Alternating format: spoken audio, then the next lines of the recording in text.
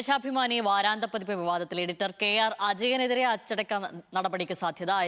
അജയന് കാരണം കാണിക്കൽ നോട്ടീസ് നൽകിയിട്ടുണ്ട്. അജയന്റെ മുറി പൂട്ടി കമ്പ്യൂട്ടർ അടക്കമുള്ള ഉപകരണങ്ങൾ എടുത്തുമാറ്റി. കള്ളൻ വിജയൻ എന്ന തലക്കെട്ട് മാറ്റാത്തതിന്റെ പേരിലാണ് വാരാന്ത പതിപ്പിന്റെ ചുമതലക്കാരനെതിരായ നടപടി. ബിനിൽ ലീല സാബു ചേർന്നു. ബിനിൽ, എന്താണ് വിശദാംശങ്ങൾ?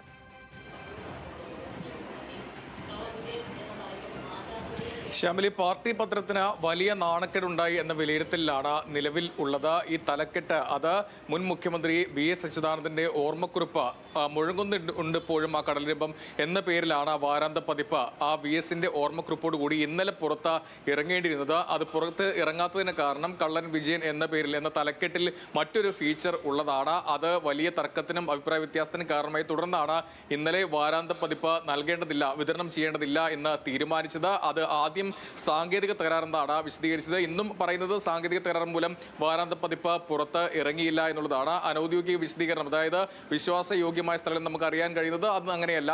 കള്ളൻ വിജയൻ എന്ന പേരുള്ള ഫീച്ചറാണ് ഇതിനെല്ലാം പ്രശ്നമെന്ന് തന്നെയാണ് ഇന്നലെ തന്നെ അത് വ്യക്തമായതുമാണ്. ഇന്നിപ്പോൾ അതിന്റെ എഡിറ്ററായിട്ടുള്ള വാരാന്ത പതിപ്പിന്റെ എഡിറ്റർ KR അജയനോട് ഇക്കാര്യത്തിൽ ഒരു വിശദീകരണം, കാരണം കാണിക്കൽ നോട്ടീസ് നൽകിയിട്ടുണ്ട്. ഇക്കാര്യം പുറത്ത് മാധ്യമങ്ങളിലേക്ക് ചോർന്ന് അത് വലിയ വിമർശനത്തിനും അല്ലെങ്കിൽ വലിയ നാണക്കേടിനും കാരണമായി. ഇക്കാര്യങ്ങളൊക്കെ കാരണം കാണിക്കൽ നോട്ടീസിൽ നൽകിയിട്ടുണ്ട്. അതോടൊപ്പം തന്നെ KR അജയന്റെ മുറി പൂട്ടിയിട്ടുണ്ട്.